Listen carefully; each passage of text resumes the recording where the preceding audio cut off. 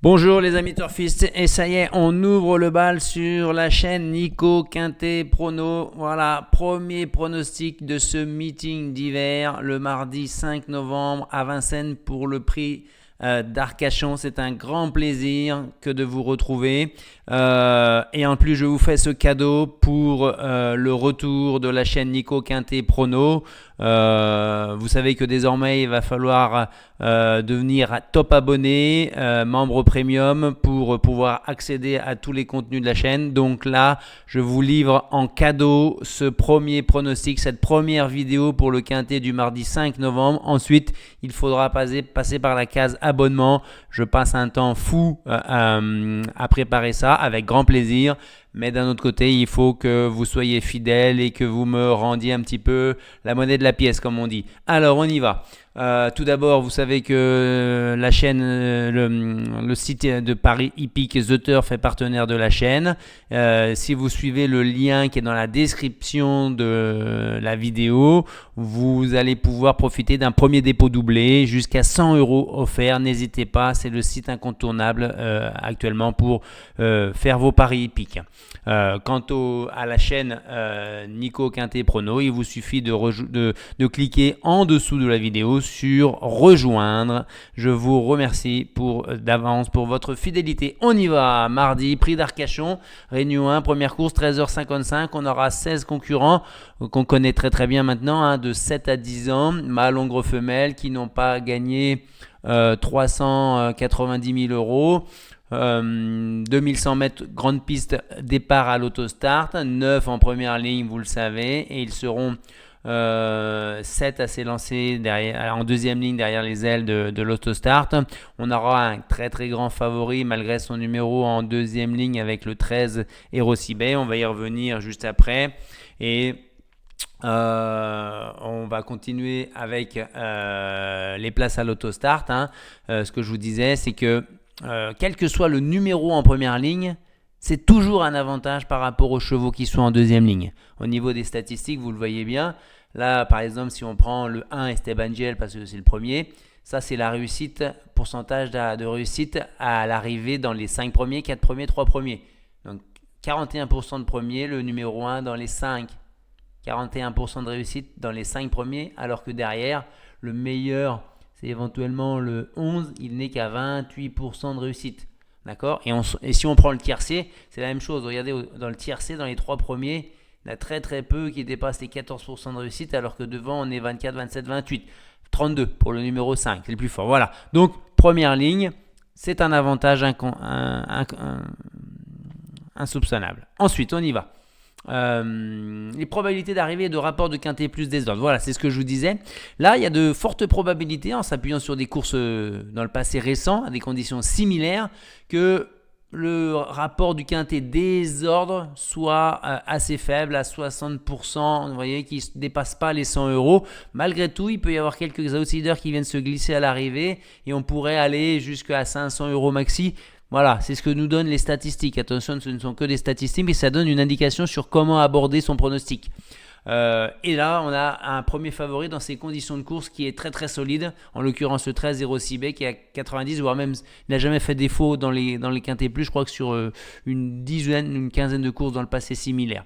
Le deuxième favori, lui, est très très loin derrière et à juste titre. Et comme je vous l'ai dit dans ma vidéo sur la réussite des deux premiers favoris ensemble. Dans le tiercé, c'est seulement 30%. Dans le quartet, seulement 30%. Dans le quintet, seulement une fois sur deux à l'arrivée. Donc là, Erosibay et Digema, qui sont les deux favoris de la presse, ils n'ont qu'une probabilité sur deux d'être à l'arrivée dans le quintet plus. Et le cheval plus de 7e favori de la presse en dessous de la ligne rouge, on s'aperçoit que tiercé, c'est 40% de probabilité, quartet 60% et quintet 80% de probabilité. Donc il va falloir aller chercher un cheval ici, sachant que vous allez voir dans ma diapo d'après, j'élimine 10, 11, 14. Donc il va falloir trouver entre Esteban, Fonzi, Ghostbuster, Girl de Bassière, Ankito Blues et Astronaute le ou les chevaux qui vont venir pimenter les rapports. Voilà. Ça, je vous le fais quasi systématiquement.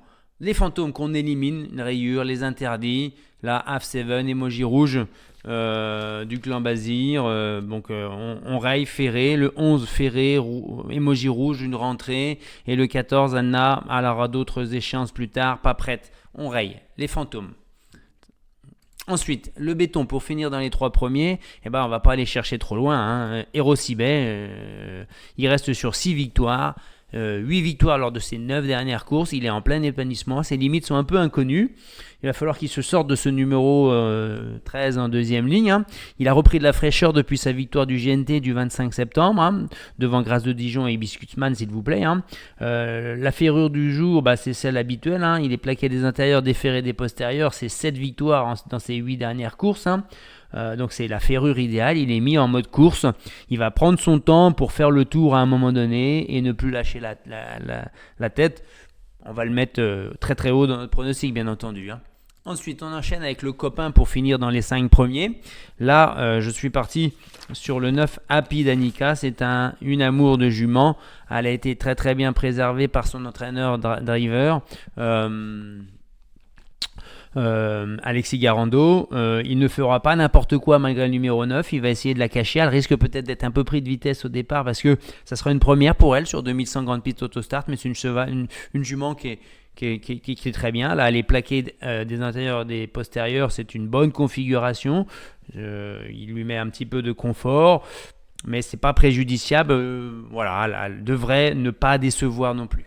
Ensuite, on enchaîne avec ce que j'appelle le coquin du quintet à belle cote. En l'occurrence, là, ça va être une femelle, une jument, la coquine, on va dire. C'est Girl de Bassière, hein, de l'entraînement chenu.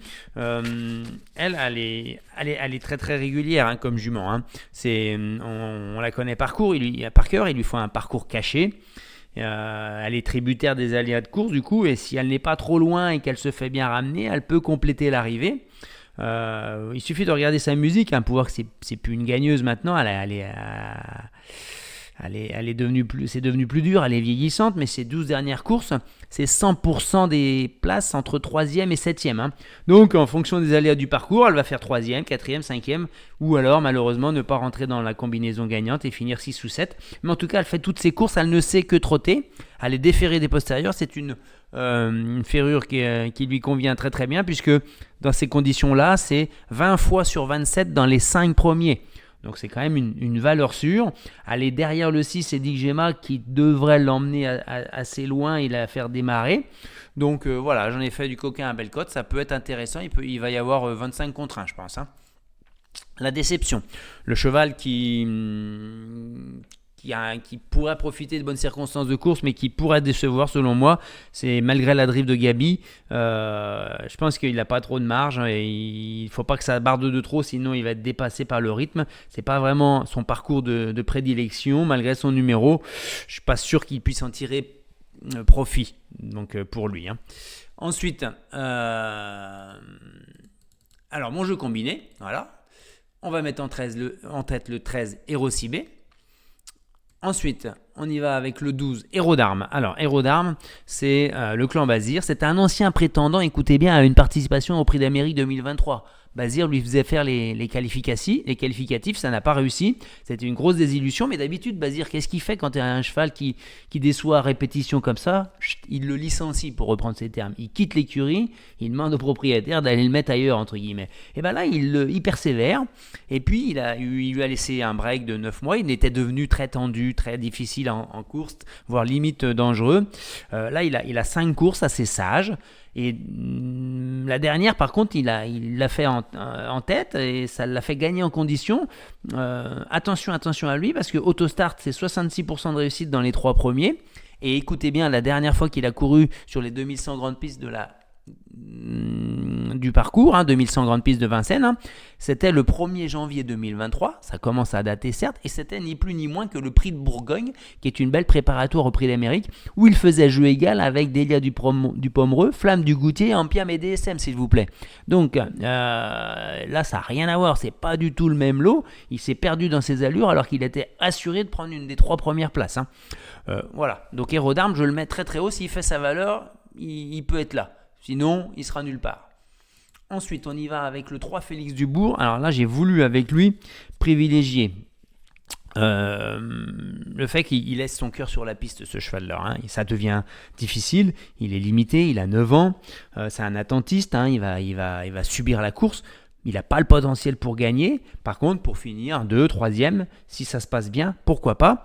Il a Raffin à son sulky. Il va longer le rail et il va essayer d'aller le plus loin possible. S'il ne recule pas trop dans le parcours, il peut prendre une très très belle place. Et il va y avoir par contre une sous-cote du fait de la drive de Raffin. Il est plus recommandable en tout cas que son compagnon de course, de boxe, le 2. Hein. Ensuite, on enchaîne avec le 8 Eddie Darling. C'est de nouveau le clan Bazir. Hein. Il a affronté de très bons lots, hein, pour préparer cette course-là, hein, sans trop d'ambition d'ailleurs. Il a fait un très bon printemps et un très bel été. Il avait couru groupe quand même beaucoup plus jeune, hein, il y a 3 ans. Hein. Donc je pense qu'il va se placer. Il va venir près de la tête, c'est un cheval qu'il va falloir monter assez près de la tête, mais sans en faire de trop, hein, sinon il pourrait décevoir. Voilà. Ensuite, le 9, Happy Danica. Donc voilà, c'est ce que je vous disais, un amour de jument, j'ai déjà tout dit, c'est mon cheval de cœur. Elle devrait bien finir. J'espère qu'elle ne soit pas trop loin, qu'elle ne soit pas trop débordée en partant. Hein. Ça serait qu'elle ait trop de chemin à refaire. C'est le seul bémol que je vois là-dessus. C'est son inexpérience sur 2100 mètres grande piste. Elle manque un peu de vélocité, on va dire, au départ. Par contre, vu la capacité à avoir une pointe de vitesse finale assez acérée, elle est capable de démarrer correctement. On va voir. C'est une première, hein, 2100 grande piste autostart, hein, pour elle. Hein. Ensuite, le 15. Girl de Bassière, hein. Je vous en ai déjà parlé. C'est la coquine de la course, on va dire. Hein. Voilà. C'est son rang, faut pas l'oublier, attention à elle. Hein. Ensuite, on y va avec le 1 Esteban Giel, là c'est mon gros coup de poker. C'est devenu très difficile pour lui, hein, surtout à Vincennes Grande Piste, hein, mais il a le numéro idéal pour lui et pour espérer. Il va démarrer fort, il va longer le rail, et il va attendre que ça s'ouvre dans la ligne droite. Et selon les circonstances courses, il pourrait faire l'arrivée à 100 contre 1. Il a déjà montré cet été à Enghien, sur un parcours de longue haleine où il a bien fini 3e à 108 contre 1. Par contre, si c'est une course avec des relais, il ne va faire que reculer. Et s'il se retrouve en 5-6e ligne dans le dernier virage, bah ça sera cuit. Hein, il ne pourra pas faire mieux. Hein. Par contre, si Erosibet vient assez tôt et canasse un peu la course et que lui, il est en 2e, 3e ligne à la corde, il finira. Attention. Et enfin, on termine avec le 6 Edic Gemma. Je l'ai mis assez bas parce que, certes, 7 ans, donc c'est parmi les plus jeunes. 4 victoires sur ces 10 dernières courses à laquelle elle est en pleine forme. Elle vient de finir 2e, 10 au Fou du Chêne. On la croyait battue dans le dernier virage, puis il s'est bien ressaisi pour faire 2e. Hein. Déféré des 4, pas de problème, 75%, 7 sur 9 à Vincennes dans les 5. Par contre, pas expérimenté sur les 2100 mètres grande piste, il faudra qu'il batte son record de 12. Hein. Il faudra aller un peu plus vite. Hein. Et le regret, c'est notre père d'As, Alexandre Abrivard et Grindelwald. On la connaît bien, cette jument, hein, Grindelwald. Hein. Elle devait faire son dernier meeting l'an dernier et aller au Hara, mais comme elle a fait un bel hiver, le clan Abrivard ont décidé de poursuivre sa carrière. Elle avait plutôt gagné des courses dans les lots de femelles. Là, elle vient d'être nettement battue par Isofou du Chêne et Edic Gemma. Est-ce que c'est le début d'un petit déclin? On va le voir, parce que là, numéro 7, 2100 grande piste autostart, elle doit pouvoir prendre une place. Hein. C'est pas impossible. Hein. Voilà, hein, les amis, je vous ai livré tout ce que je pouvais. Sachez que donc, tout ça sera uniquement pour les top abonnés à l'avenir. Donc, si ça vous plaît, il va falloir cliquer sur rejoindre. Je vous livre également un petit plus aujourd'hui, si ça veut bien apparaître, voilà, sur les courses d'aujourd'hui. Hein. Attention, hein. Course d'aujourd'hui, en réunion 3 lundi, donc le lundi, 4 novembre en réunion 3, course 5, le 507 Icône Madrid, déféré des postérieurs, émoji vert, le clan Madrid, dans le prix Médusa, un bon prix pour les apprentis. Il a un bel engagement en tête à la limite du recul. Il vient de gagner très facilement sans actionner d'artifice. Il devrait confirmer, même si le lot est plus relevé, notamment en 25 mètres, et malgré la monte d'un apprenti. Moi, je vous le conseille en base de tous vos jeux, et puis également en jeu simple, placé et gagnant. On se retrouve mercredi 6 pour ceux qui seront devenus membres premium, hein, top abonnés. à condition que les courses de jeudi 7 à Vincennes soient maintenues. Vous savez qu'en ce moment, c'est la guerre, entre guillemets, avec l'État français qui souhaite mettre une taxe supplémentaire sur les jeux. Et toute la profession se mobilise pour préserver les emplois, les maréchaux ferrants, ceux qui travaillent dans l'alimentation pour les chevaux, et ainsi de suite. Donc, pour le moment, il y a une grosse incertitude sur le maintien de la Réunion et des courses complètes jeudi 7 novembre, les amis. Un pouce bleu, ça fait plaisir. Un abonnement, c'est parfait. Devenez top abonné et on va faire un bon bout de chemin ensemble sur la chaîne Nico Quintet Prono. Bye bye.